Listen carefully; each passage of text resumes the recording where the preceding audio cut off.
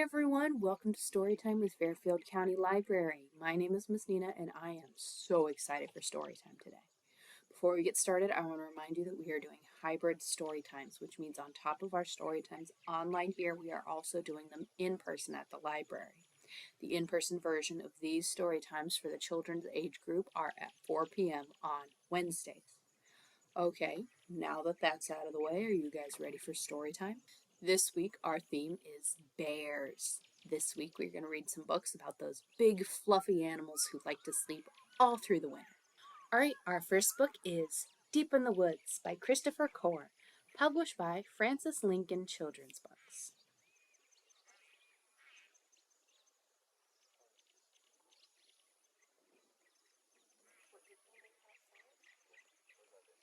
Deep in the woods was a little wooden house. It was painted bright white with 9 neat windows and a red front door. It was the perfect little home, but it stood empty, cold, and sad.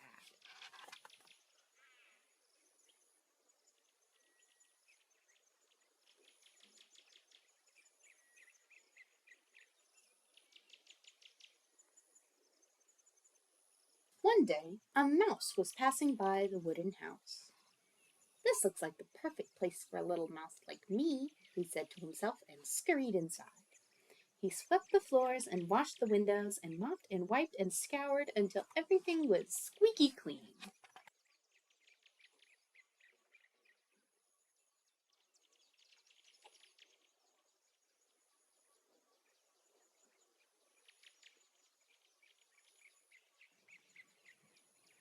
A frog hopped by and saw the wooden house, with its 9 neat windows and red front door.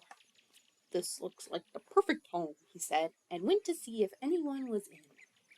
"Have you got room for a handsome frog like me?"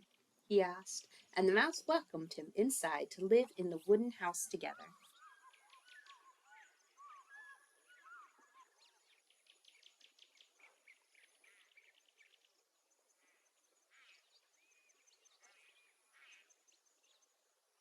A rabbit bounded by the little wooden house with its 9 neat windows and red front door. She thought it looked like the perfect home, and so she knocked on the door. "Have you got room for a pretty rabbit like me?" she asked, and the mouse and the frog welcomed her inside to live in the wooden house together.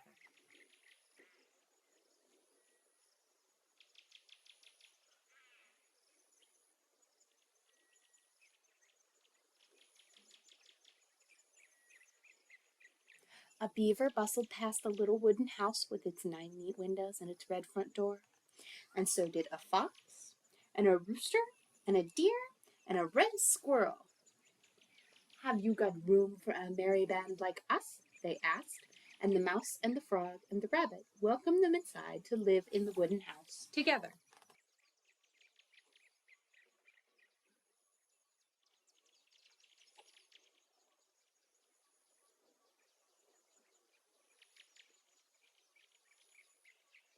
An owl sitting in a tree could see all the animals living together in the little wooden house with its 9 neat windows and its red front door. He flew down and knocked on the door with his beak.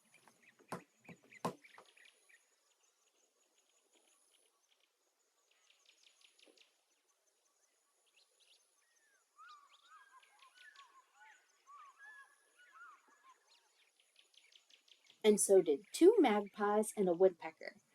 "Have you got room for some feathered friends like us?" they asked, and squeezed inside to live with the mouse and the frog and the rabbit and the beaver and the fox and the rooster and the deer and the squirrel. The animals felt very glad to live together in the little wooden house with its 9 neat windows and its red front door. "It's the perfect home," they said.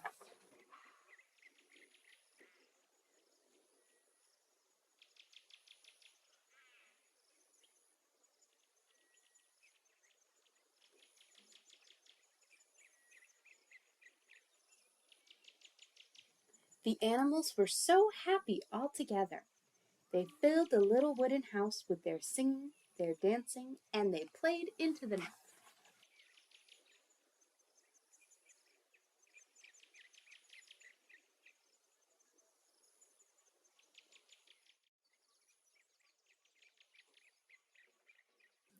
The animal's music floated through the woods and tickled the ears of a big brown bear. He followed the sound until he found the little wooden house. Through each of the 9 neat windows he could see a different creature, each one as happy as could be. The bear knocked on the red front door. "Have you got room for a great big bear like me?" he asked. The music stopped. The dancing ended. The mouse and the frog and the rabbit and the beaver and the fox and the rooster and the deer and the squirrel and the owl and the 2 magpies and the woodpecker all came out of the house to meet the bear. They looked at each other and shook their heads sadly. "No," they answered unhappily, "there isn't room for a big bear in this little wooden house."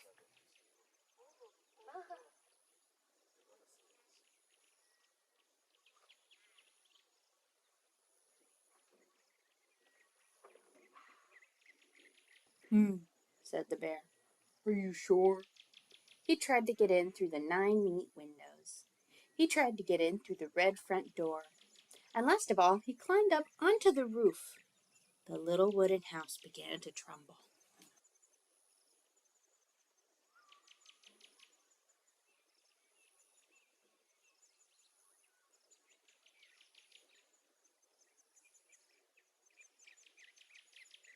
"Creak!"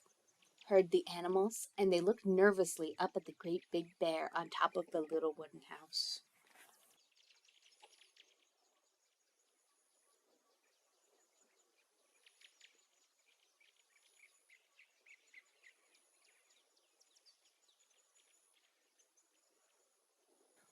"Grumph!" went the house. "Grumph!" went the bear. "No!" cried the animals.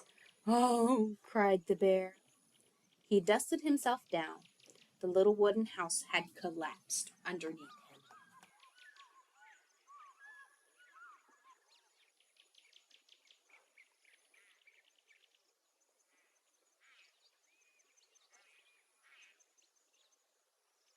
"Oh no!" sobbed the animals. "What will we do without our home in the forest?" Bear felt very sad. He wished he could think of a way to help.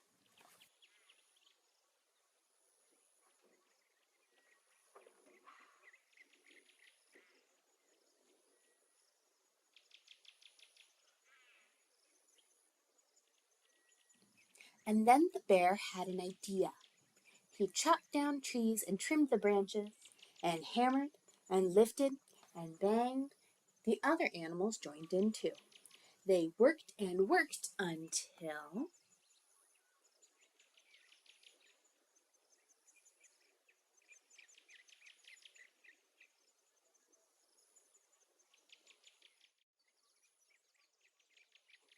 they had built a house that was big enough for everyone.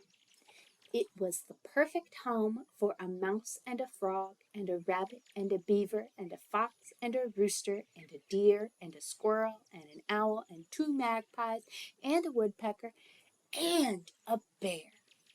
It had 9 neat windows and a red front door. The only thing left to do now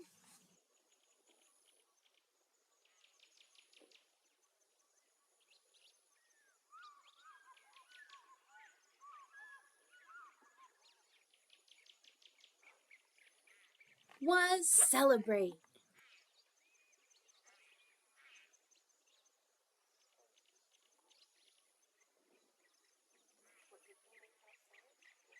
All right, that was Deep in the Woods. What did you guys think?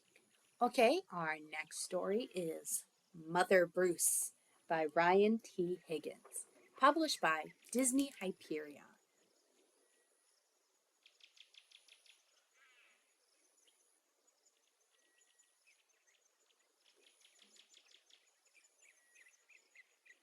Bruce was a bear who lived all by himself.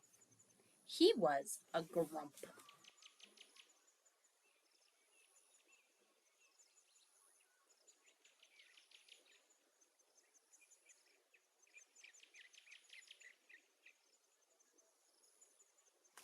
He did not like sunny days. He did not like rain. He did not like cute little animals.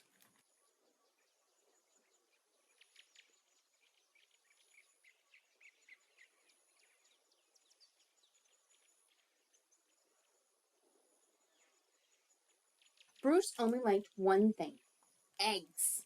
He collected them from all over the forest. Good morning, Mrs. Sparrow. But Bruce didn't eat eggs raw like other bears. Instead, he cooked them into fancy recipes that he found on the internet.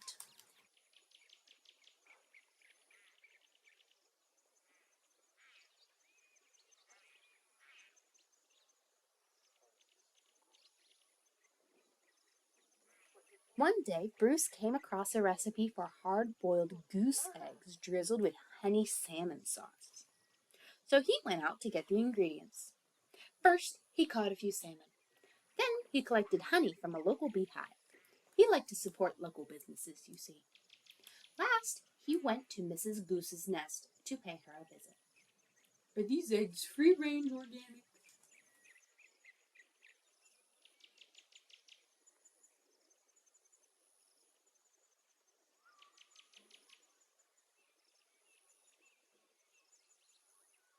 At home, Bruce prepared the eggs for hard boiling. But the fire in his stove fizzled, so he went out to get more wood. When Bruce came back, he was met with an unwelcome surprise.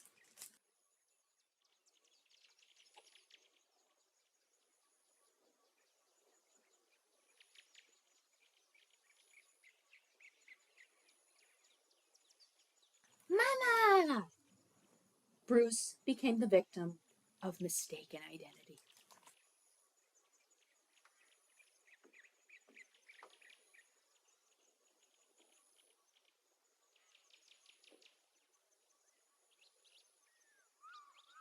Bruce wanted hard-boiled eggs, not goslings.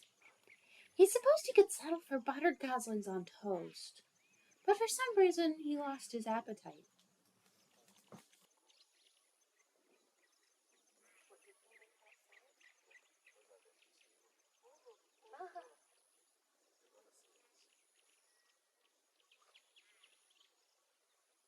Bruce scooped up the little geese and stumped back to their nest. I will have to ask Mrs. Goose about her return policy. Only to find Mrs. Goose had flown south already. Be back in April, Mother Goose. Bruce left the goslings there anyway and went back home.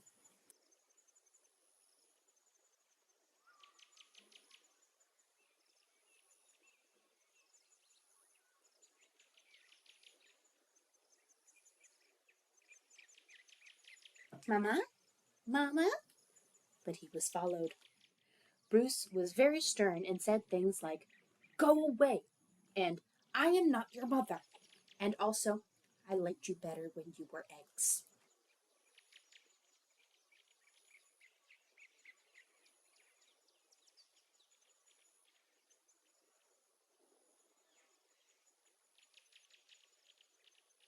Bruce could take it no longer and became extra grumpy with them.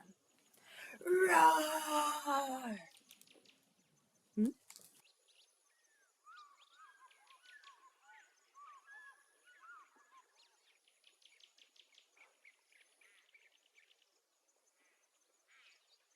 It didn't work. Goslings always follow their mother, even if she is a he and he is a bear. Mama?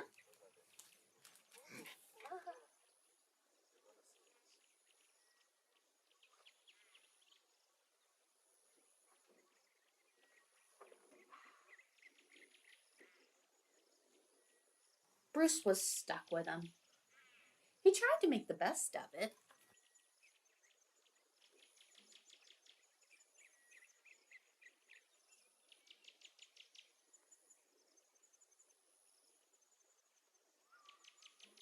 It was hard work.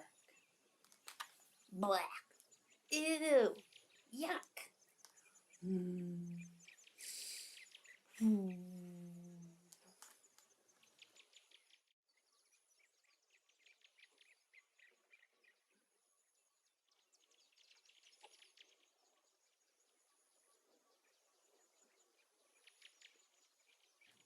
As the seasons passed, Bruce watched the pesky goslings grow older. Annoying baby geese, stubborn teenage geese, boring adult geese. Then, one fall afternoon, he saw other goose families flying south. Finally, he'd be rid of those geese, and he could take a long winter nap.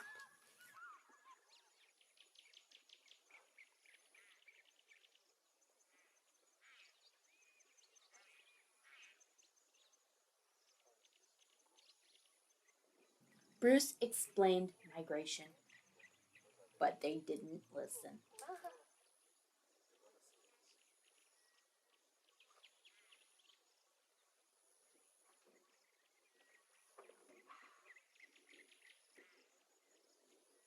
Bruce needed the geese to leave, so he got creative.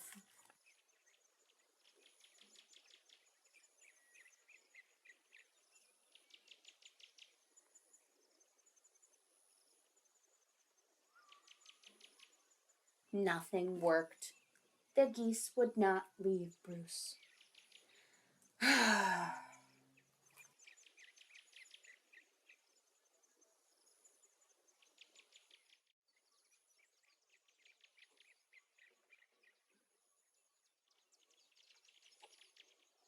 So Bruce decided to pack some bags and take his geese into town. They boarded a bus.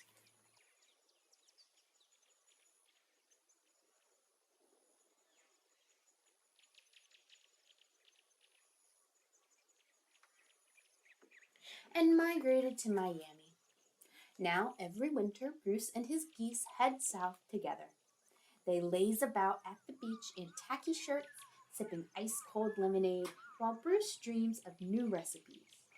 Recipes that don't hatch.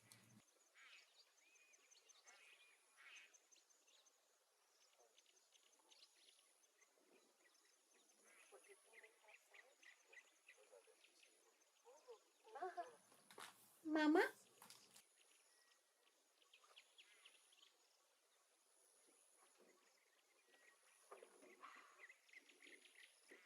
All right, that was Mother Bruce. What did you guys think?